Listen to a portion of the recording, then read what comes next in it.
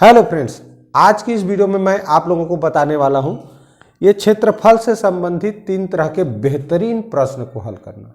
बेहतरीन इसलिए भी है कि अभी तक जवाहर नवोदय विद्यालय प्रवेश परीक्षा में क्षेत्रफल से ज़्यादातर जो प्रश्न पूछे जाते हैं वो कुछ इसी टाइप के होते हैं। तो इसलिए इस तरह के प्रश्न को हल करने आना बहुत ज़रूरी है। और आज की इस वीडियो में मैं बहुत ही शानदार तरीके से और बेहतरीन तरीके से इस तरह के प्रश्न को बहुत ही कम समय में कैसे हल कर सकते हैं ये बताने वाला हूं। तो ठीक है, तो वीडियो को पूरा देखिए बिना स्किप किए, क्योंकि मैं इस वीडियो में बहुत ही बेहतरीन तरीका बताने वाला हूं।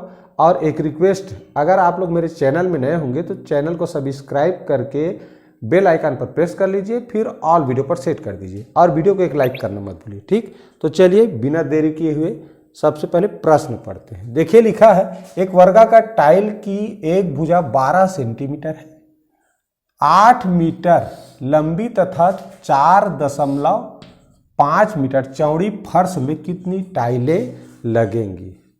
याद रखना, किसी भी फर्श की बात हो या दीवार की बात हो, अगर वहाँ कितना टाइल्स लगेगा यानी टाइल्स की संख्या पूछा हो तो उसका एक सूत्र है, टाइलों की संख्या बराबर होता है फर्श का क्षेत्रफल और उसको भाग कर देंगे एक टाइल के क्षेत्रफल से। यानी जो टाइल लगाया जा रहा है उसका क्षेत्रफल से भाग करना है फर्श के क्षेत्रफल को। देखो तो फर्श का क्षेत्रफल बराबर क्या हुआ, लंबाई गुणी चौड़ाई।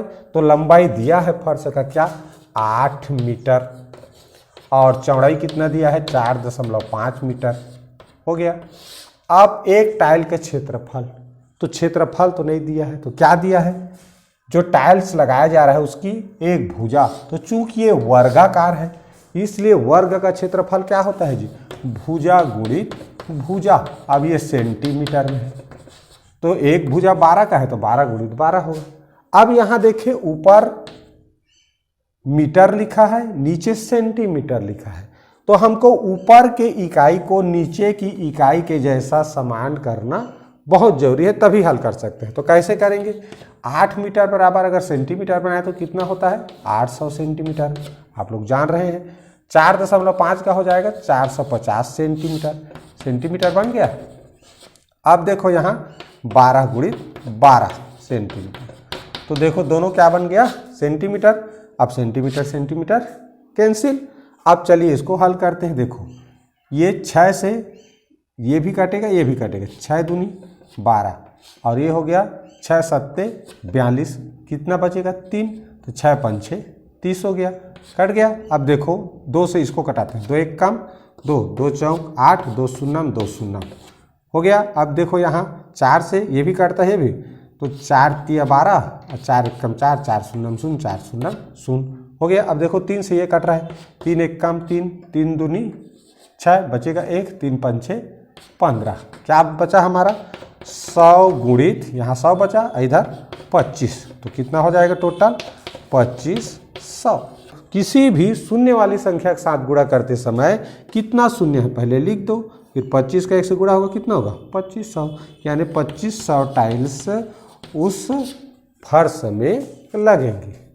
तो मूल रूप से क्या चीज़ याद रखना है बच्चों, कि जब भी किसी भी फर्श में दीवार में किसी भी जगह में टाइल्स कितने टाइल्स लगेंगी ये पूछा हो तो फर्श के क्षेत्रफल को ऊपर लिख देना और एक टाइल का क्षेत्रफल नीचे। ठीक, और फिर उसको इकाई को समान करना जरूरी है, ये सेंटीमीटर नीचे तो ऊपर को भी सेंटीमीटर कर लेना। ठीक, अगर चाहो तो दोनों को मीटर भी बना के कर सकते हो, उत्तर उतना ही आता है। ठीक है, यानी इकाई समान करना जरूरी है, उसके बाद भाग दे दो, जितना भी आएगा संख्या वही क्या हो जाएगा टाइल्स की संख्या। ठीक, समझ आ गया। अब देखते हैं अगला प्रश्न। चलिए पढ़ते हैं प्रश्न। एक वर्गाकार कमरे के चारों दीवारों का क्षेत्रफल 60 वर्ग मीटर है तथा ऊंचाई 3 मीटर है, तो उसके फर्श का क्षेत्रफल ज्ञात करो। अब देखिए यहाँ पर ये मान लीजिए एक वर्गाकार फर्श है और ये इसके क्या है, ये दीवार और दूसरा ये दीवार है, तीसरा ये चौथा ये, तो कुल 4 दीवार होते हैं एक कमरे में। तो वर्गाकार फर्श है तो 4 दीवार होगा। अब लिखा है चारों दीवारों का क्षेत्रफल कितना है, 4 दीवार का क्षेत्रफल बराबर है 60 वर्ग मीटर। तो भाई एक का कितना होगा, कम होगा ऐकिक नियम से। तो 60 को क्या करेंगे जी, 4 से भाग करेंगे तो एक दीवार का पता चलेगा। 4 एक कम, 4 एक कम, बचेगा 2, 4 5 6 20, यानी कि 15 वर्ग मीटर क्या है, एक दीवार का क्षेत्रफल है। एक दीवार का क्षेत्रफल बराबर है कितना, 15 वर्ग मीटर। अब देखो दीवार का क्षेत्रफल मतलब क्या है, इसी का क्षेत्रफल जानना है ये दीवार का। तो ये ऊंचाई है, आइए स्पष्ट लिखा है 3 मीटर है। कितना लिखा है, देखो प्रश्न में 3 मीटर, ऊंचाई 3 मीटर है। तो ये ऊंचाई का इस लंबाई से, कमरे का ये जो चौड़ाई है कहें या लंबाई है कहें, इससे गुणा कर देते हैं तो क्षेत्रफल निकलता है। तो ऊंचाई हमको पता है तो क्षेत्रफल बराबर क्या हुआ, दीवार का क्षेत्रफल बराबर ऊंचाई और गुणित कमरे की लंबाई। तो ऊंचाई तो हमको पता है, लंबाई पता नहीं है, लेकिन ये ऊंचाई और लंबाई का गुणनफल 15 वर्ग मीटर है, ये जान गए। तो लंबाई जानना है तो 3 का क्या करेंगे, लंबाई के साथ गुणा है तो भाग।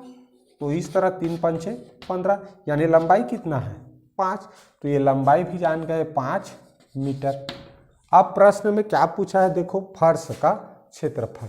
तो देखो ये 5 है तो ये भी 5 होगा। आए चूंकि वर्गाकार है तो सभी 5 5 मीटर ही होगा।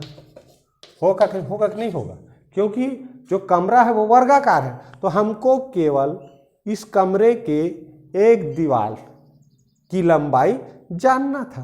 अब कैसे जान गए, तो पहले क्या किए, चारों दीवार का क्षेत्रफल दिया था तो एक दीवार का निकाल लिए। भाई 4 भाग कर दोगे ना, चारों दीवारों का है, और चूंकि वर्गाकार है तो चारों दीवारों का क्षेत्रफल बराबर बराबर रहेगा। तो मैंने 4 भाग कर दिया तो एक दीवार का मिल गया। अब चूंकि क्षेत्रफल बराबर होता है लंबाई गुणित चौड़ाई, तो एक दीवार में चौड़ाई को क्या बोलते हैं, ऊंचाई। अब भाई ऐसे है, चौड़ाई माने ऊंचाई को क्या है, ऊंचाई वास्तव में क्या है, चौड़ाई है। तो यहाँ चौड़ाई को क्या बोल रहे हैं, ऊंचाई। और ये लंबाई क्या है, कमरे का नीचे का दीवार का लंबाई है।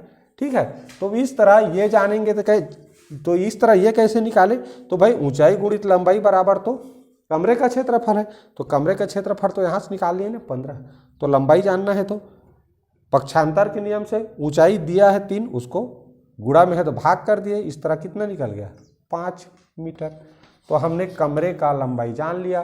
तो चूंकि वर्गाकार है तो सभी भुजा बराबर होगा, इसलिए 5 गुणित 5 कितना, कमरे का क्षेत्रफल पूछा है तो 5 लंबाई भी है 5 चौड़ाई भी है, तो कितना हो जाएगा 5 गुणित 5 बराबर 25 वर्ग मीटर। तो इस तरह इस वर्गाकार जो कमरा है उसके फर्श का क्षेत्रफल हो जाएगा 25 वर्ग मीटर। ठीक है, डिटेल से समझने के लिए मेरे ऑनलाइन क्लास का वीडियो जरूर देखा करें। ठीक है, चलिए पढ़ते हैं आज के वीडियो का यह अंतिम प्रश्न। चलिए पढ़ते हैं अंतिम प्रश्न। यदि प्रति वर्ग फीट टाइल लगाने का खर्च 10 रुपया है, यदि 15 फीट लंबी और 12 फीट चौड़ी कमरे के फर्श में टाइल्स लगवाना है तो कितना खर्चा आएगा। देखिए पहले प्रश्न में क्या जाने कितने टाइल्स लगेंगे, अंतिम प्रश्न क्या कह रहा है कि टाइल्स लगवाना है तो कितना खर्चा आएगा। मान लो ये क्या है, हमारा एक कमरा है, इसका लंबाई कितना है 15 फीट और चौड़ाई कितना है देखो 12 फीट। ठीक, तो पहले लंबाई चौड़ाई दिया है तो इसका क्षेत्रफल निकाल लें। तो क्षेत्रफल बराबर क्या होता है, लंबाई गुणित चौड़ाई। कितना आ जाएगा 15 में 12 में 180 वर्ग फीट। ठीक, सिंपल सा बात। अगर कुल खर्च जानना है, किसी भी फर्श में किसी भी जगह में टाइल्स लगाया जा रहा है, एक टाइल लगाने का खर्चा दिया है और उसका लंबाई चौड़ाई दिया है, लंबाई चौड़ाई दिया है मतलब क्षेत्रफल दिया है मान के चलो, क्योंकि गुणा किए क्षेत्रफल निकल जाता है। तब की स्थिति में क्षेत्रफल के साथ जितना भी क्षेत्रफल आएगा उसके साथ एक टाइल लगाने का कितना खर्चा आता है उससे गुणा कर दो, तुरंत उत्तर। कैसे, देखो क्षेत्रफल कितना मिला 180 और एक टाइल लगाने का खर्च कितना है 10 रुपया। सीधी सी बात, गुणा करो 180 का 10 से गुणा करो कितना होगा 1800। तो इस तरह 1800 रुपये क्या आएगा खर्च आएगा। बहुत ही सरल है। जिस भी फर्श में लगाया जा रहा है उसका क्षेत्रफल निकाल लो, क्षेत्रफल के साथ एक टाइल लगाने का खर्चा कितना है उसके साथ गुणा कर दो। ठीक है, तो तुरंत टाइल लगाने का खर्चा पता चल जाता है। ठीक, आशा है यह वीडियो आप लोगों को अच्छा लगा होगा, और अच्छा लगा होगा प्लीज़ कमेंट करना मत भूलिए। वीडियो को एक लाइक ज़रूर कर दीजिए, वीडियो को अधिक से अधिक शेयर जरूर किया करें।